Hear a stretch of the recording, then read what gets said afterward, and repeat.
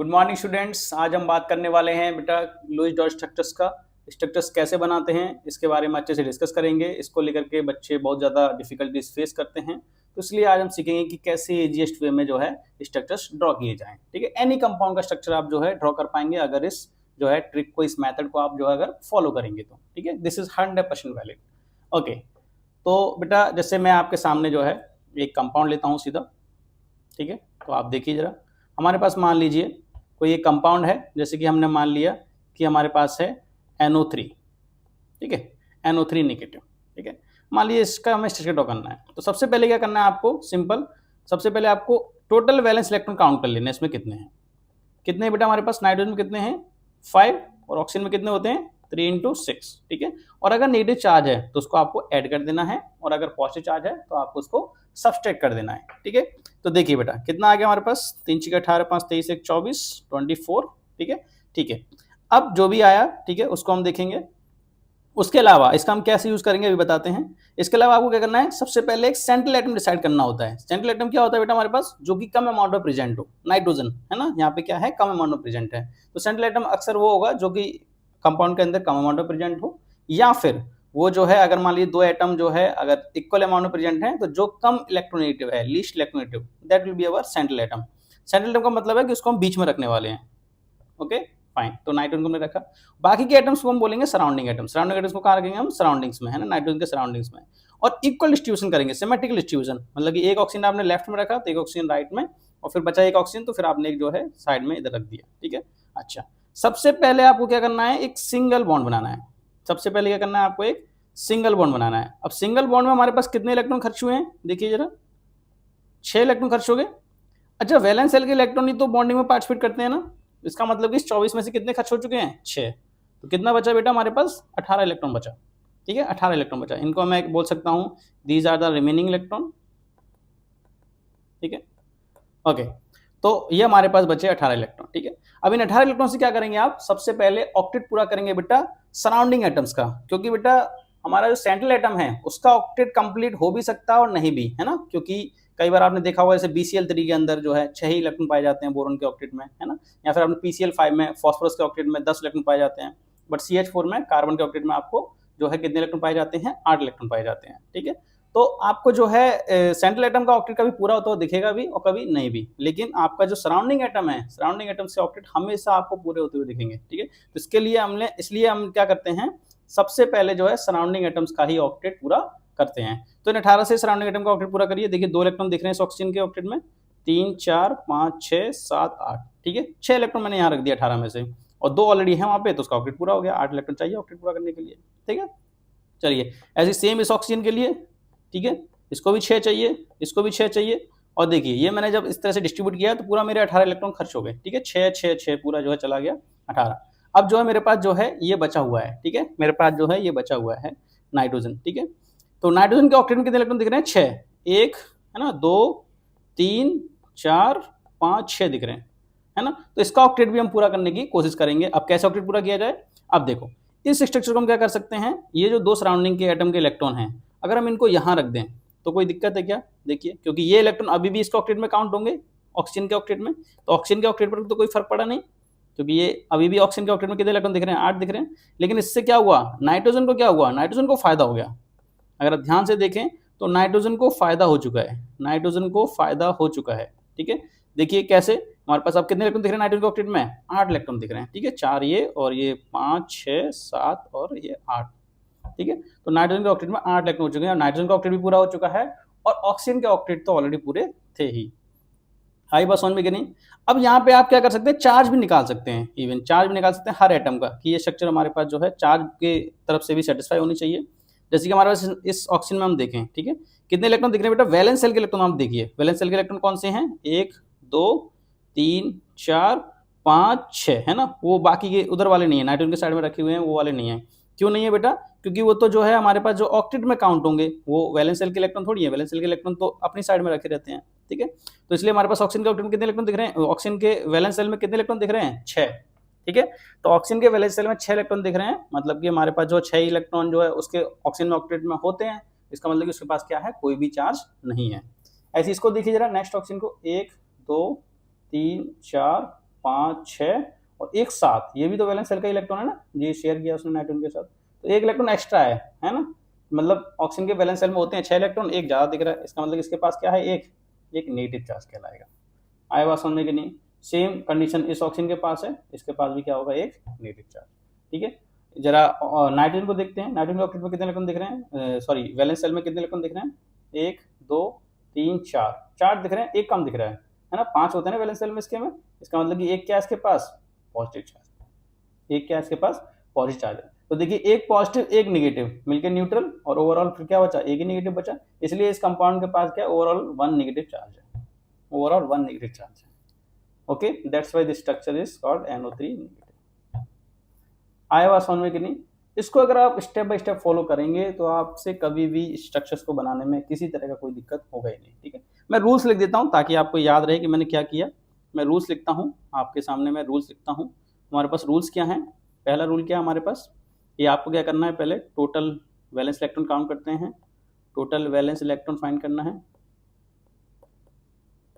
उसके बाद आपको क्या करना है, सेंट्रल एटम डिसाइड करना है ना, सेंट्रल एटम डिसाइडेड। और सेंट्रल एटम को डिसाइड कैसे करना है, क्या है सेंट्रल एटम हमारे पास, कैसे डिसाइड करना है बताइए, जो कि हमारे पास केमोन में प्रेजेंट है ना। तो ऐसे लिख सकते हैं एटम्स, एटम विच इज, और एलिमेंट विच इज, है ना, एलिमेंट विच इज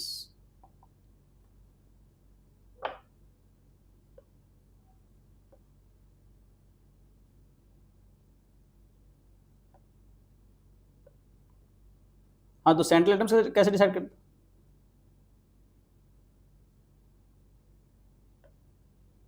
हाँ तो सेंट्रल एटम कैसे डिसाइड करते हैं बेटा, जो है हमारे पास जो है, जो कि कम अमाउंट में प्रेजेंट होगा, है ना। तो element which is present in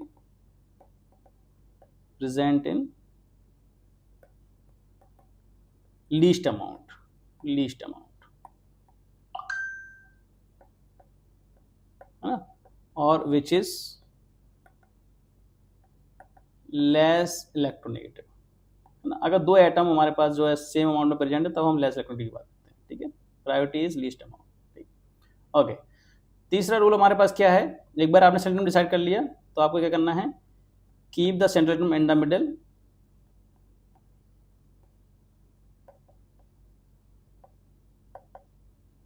in the middle,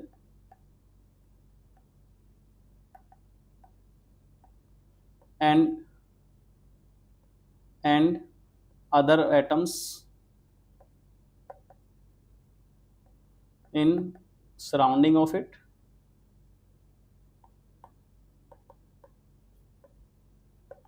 and make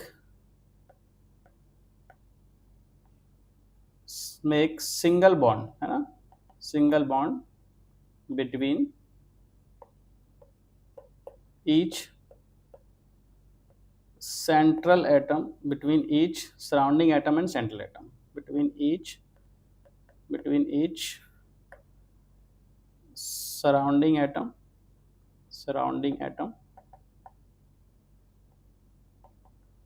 and central atom। यही किया हमने अभी स्ट्रक्चर जो बना रहे थे। ठीक है, सिंगल बॉन्ड बनाया। उसके बाद क्या करना है आपको, now complete the octet of surrounding atoms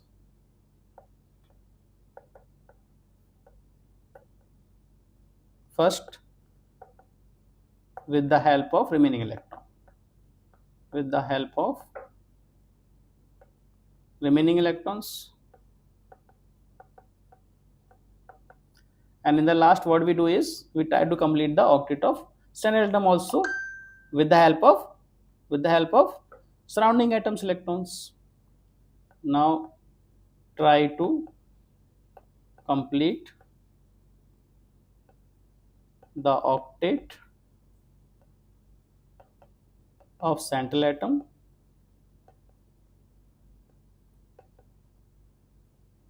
with the help of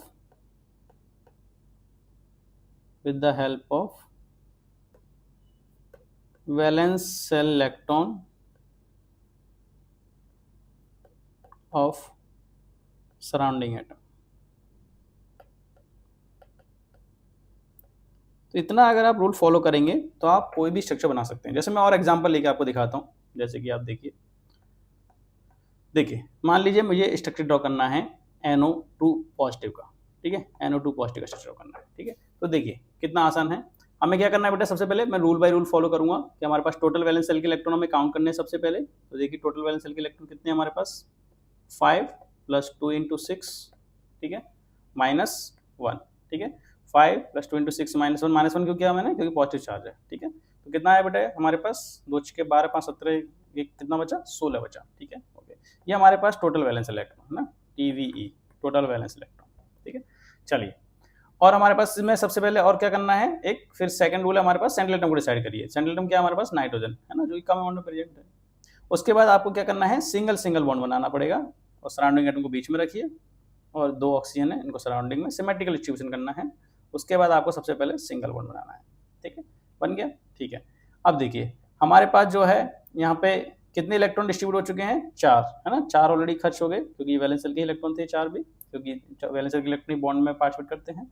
तो कितने बचे बेटा हमारे पास, 12, ठीक है। ये 12 हमारे पास क्या कहलाएंगे, रिमेनिंग इलेक्ट्रॉन, ठीक है, these are the remaining electron, ठीक है। चलिए, इनसे सबसे पहले किसका ऑक्टेट पूरा करना है आपको, सराउंडिंग एटम का। देखिए यहाँ पे मैंने 6 डिस्ट्रीब्यूट कर दिए, यहाँ पे भी फिर हमारे पास 6 डिस्ट्रीब्यूट हो गए, तो पूरे 12 खर्च हो गए और इन ऑक्सीजन का ऑक्टेट भी पूरा हो गया, ठीक है, क्योंकि 6 ये और 7 और 8 है ना, ऐसे ही हमारे पास इस ऑक्सीजन का ऑक्टेट पूरा।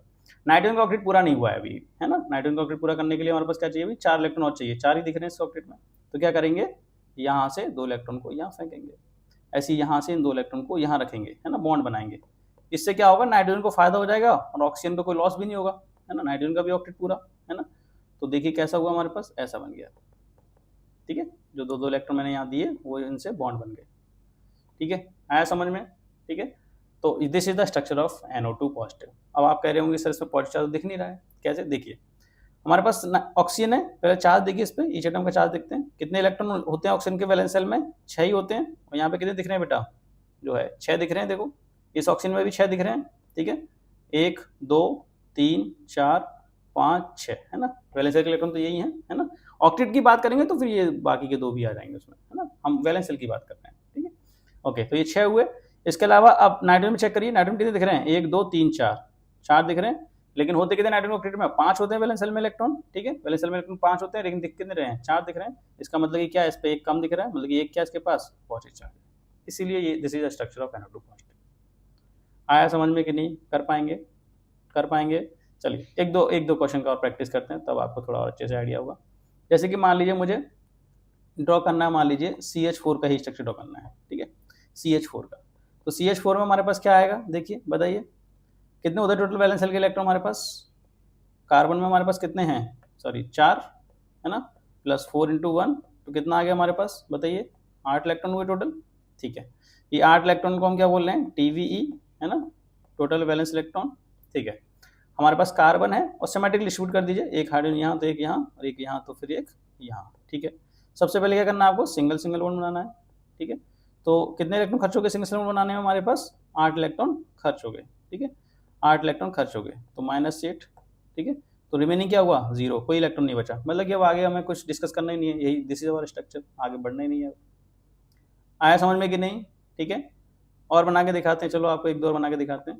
मान लीजिए NO2 निगेटिव बनाना है, ठीक है, NO2 निगेटिव, ठीक है। ये सब स्ट्रक्चर्स ऐसी हैं जिसमें बच्चे डिफिकल्टीज फेस करते हैं अक्सर, है ना, NO2 निगेटिव हुआ, NO2 सिंपल NO2 हुआ, NO2 पॉजिटिव हुआ, ये सब में बच्चों को अक्सर दिक्कतें होती हैं। अब जैसे मान लीजिए मैं NO2 निगेटिव बनाना है, तो देखिए कितना आएगा, 5 + 2 × 6, 2 × 12 5 17 और 1 18, ठीक है। चलिए तो 18 इलेक्ट्रॉन हो गए हमारे पास, है ना, 18 इलेक्ट्रॉन, ठीक है, this is our TVE। Okay, now देखिए बेटा क्या करना है हमें, सबसे पहले इसमें सेंट्रल एटम कौन है हमारे पास, नाइट्रोजन है, उसको बीच में रखिए और सराउंडिंग एटम्स को साइड में, ठीक है। और सबसे पहले क्या करना है आपको, एक सिंगल बॉन्ड बनाना है, ठीक है।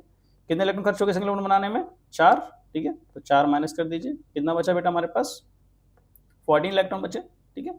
ये 14 इलेक्ट्रॉन हमारे रिमेनिंग इलेक्ट्रॉन है, ठीक है।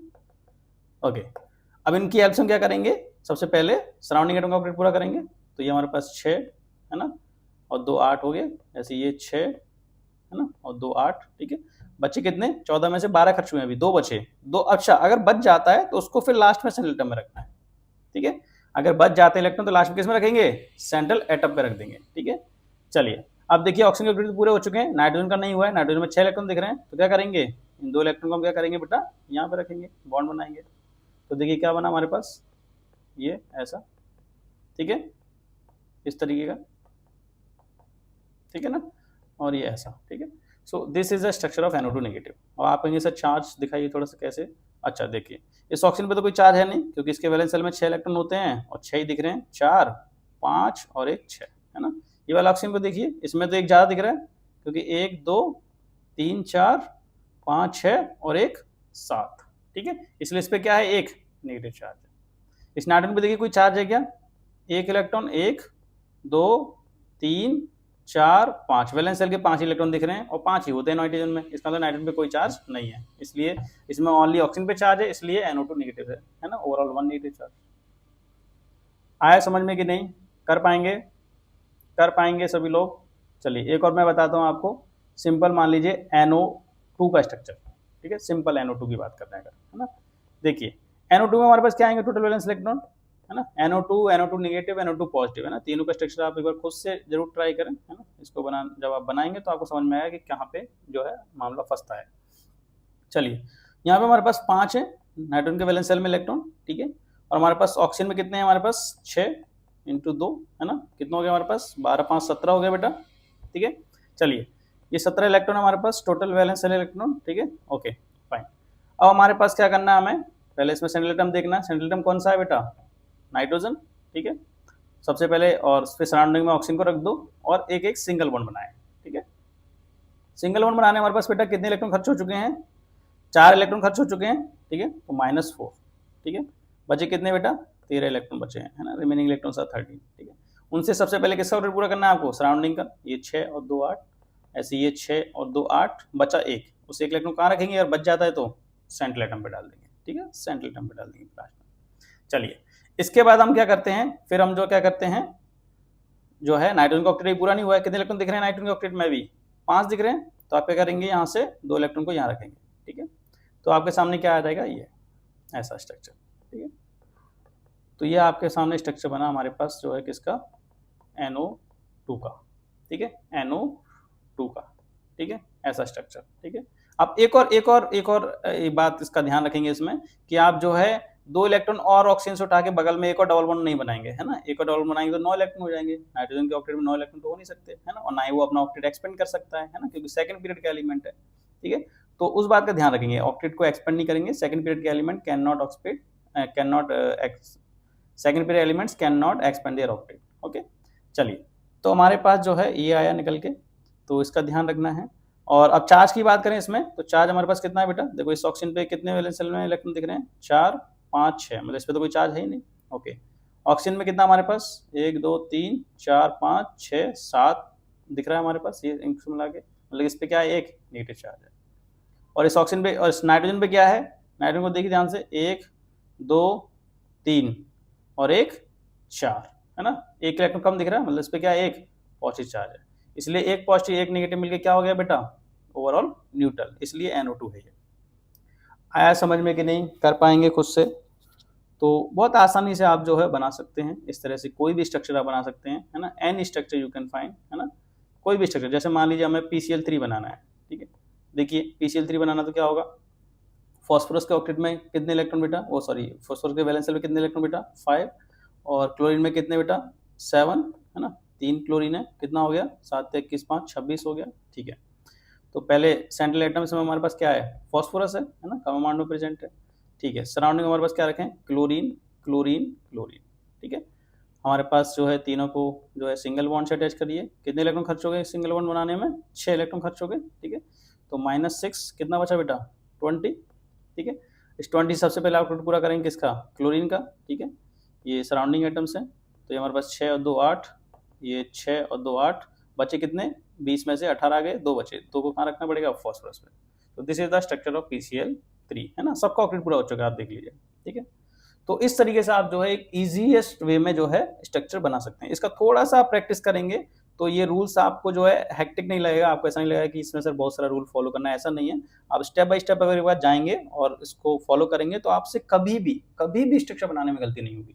ठीक है, ये जो है बहुत ही ज़्यादा जो है ईजिएस्ट वे है आपको कोई भी स्ट्रक्चर बनाने का, और इस सबसे खास बात यही है कि इससे कभी भी गलती नहीं होती है ना, एकदम सही स्ट्रक्चर निकल के आता है, और आप जो हर आइटम पे चार्ज भी बता सकते हैं कि कितना चार्ज है। ठीक है, so this is very important. Okay, तो आई होप आप सभी को जो है ये वीडियो पसंद आया होगा। थैंक यू एवरीवन बेटा।